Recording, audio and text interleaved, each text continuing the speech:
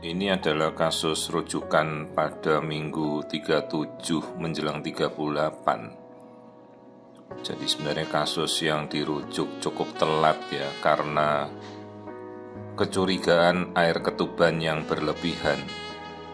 Jadi air ketubannya banyak sekali, atau kita lebih mengenal istilahnya polyhydramnios.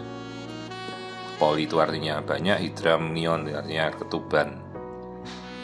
Kita bisa memperhatikan wajah bayi sangat jelas karena air ketuban menjadi media penghantar gelombang suara. Jadi kalau air ketuban banyak ya di satu sisi kita bisa melihat dengan sangat tajam ya, karena airnya banyak. Masalahnya kalau air ketuban banyak berarti ada masalah di saluran pencernaan si bayi. Karena air ketuban itu kan produk dari kencing si bayi. Jadi ibu-ibu yang hamil tahu ketuban itu selain ibunya minum, masuk lewat plasenta, ari-ari kan disaring, diserap. Terus bayi itu kan dia berkemih minum, jadilah air ketuban itu. Jadi air ketuban itu kan kencingnya bayi. Sekarang kalau bayinya hanya bisa berkencing, berkemih, tanpa bisa meminum, melakukan sirkulasi daur ulang kembali, ya air ketubannya banjir, membludak. Nah, kita tahu bayinya tidak bisa minum dari mana. Cari saluran pencernaan mulai dari mulut, tenggorokan, lambung. Ini dari tadi saya mencari area perutnya, lambungnya. Kok tidak kelihatan struktur lambung? Coba perhatikan kondisi-kondisi video-video yang lain. Kalau kita screening kan terus selalu saya jelaskan. Lambung terlihat artinya bayi bisa menelan. Kandung kencing terlihat bayi bisa pipis. Ini saya tidak melihat lambung si bayi. Berarti si bayi tidak bisa menelan, proses pencernaannya tidak bagus. Saya dari tadi sekian menit mencari di mana lambungnya, tidak ketemu juga. Artinya hati-hati, kemungkinan saluran sambungan antara tenggorokan menuju saluran pencernaan tidak tersambung. Istilahnya atresia oesofagus. Jadi kalau menelan itu kan tenggorokan ya, seingat saya tenggorokan. Kalau kerongkongan itu saluran nafas ya, yang ke paru-paru. Jadi saluran tenggorokannya ini buntu.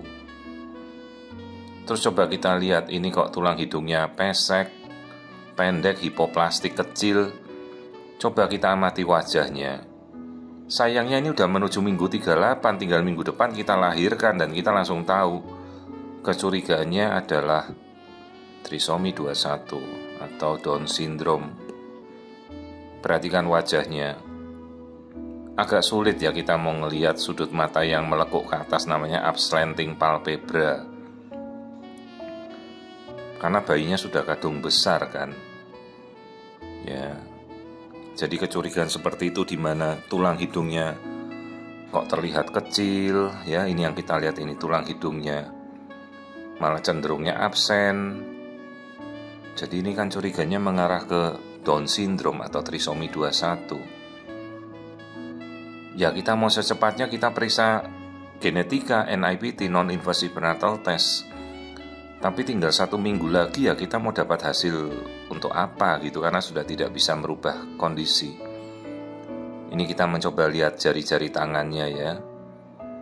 Itu bentuk jari tangannya oke lah, masih normal. Jadi intinya setelah bayi ini lahir, kita mesti segera konsulkan ke bedah anak untuk mungkin mencari salurannya yang tersumbat itu agar segera dioperasi untuk disambung. Ya repotnya kalau bayinya membawa suatu kelainan genetik dan terbukti trisomi 21 kan repot juga ya. Sayangnya ini baru ketahuan ya, karena genetika itu kan tidak bisa kita rubah. Coba kita lihat jantungnya, 4 ruang jantungnya bagaimana. Nah ini ruangan jantungnya. Sejauh yang kita lihat ruangan jantung sih tidak ada masalah, normal. Ya tuh lihat air ketubannya banyak sekali. Ini belum kita kejar nanti untuk melihat anusnya ada apa tidak, karena kalau sampai ujung dia tidak punya anus kan berarti salurannya buntu dari atas lambung sampai ke bawah. Akan sangat sulit kan untuk melakukan rekonstruksi tindakan bagaimana memperbaiki saluran pencernaannya nanti setelah lahir. Yaitu bagian nanti dari bedah anak mereka yang tahu ya. Kita hanya mendiagnosa dalam kandungan seperti ini bayinya laki-laki, testisnya udah turun. Ini saya mau ngejar, mau melihat anusnya ada apa tidak. Karena kasus-kasus bayi tanpa anus atau atresia ani itu juga bisa berakibat polyhydramnion ya. Nah ini kelaminnya bayi laki-laki jelas sekali dan testisnya sudah turun. Ya, jadi ini kasus polyhydramnion, jadi dirujuknya karena air ketubannya meludak berlebihan seperti ini kayak banjir. Perut ibunya sudah sampai melenting mengkilat sekali, lihat ini. Semuanya polyhydramnios. Kalau istilah awamnya kembar air ya, kita menjelaskan yang benar lah. Jadi kalau bayi kembar ya kembar. Tidak ada istilah kembar air, kita betulkan lah mulai sekarang. Jadi ibu-ibu kita edukasi, namanya polyhydramnios. Jadi pakai saja bahasa Indonesia yang baik dan benar.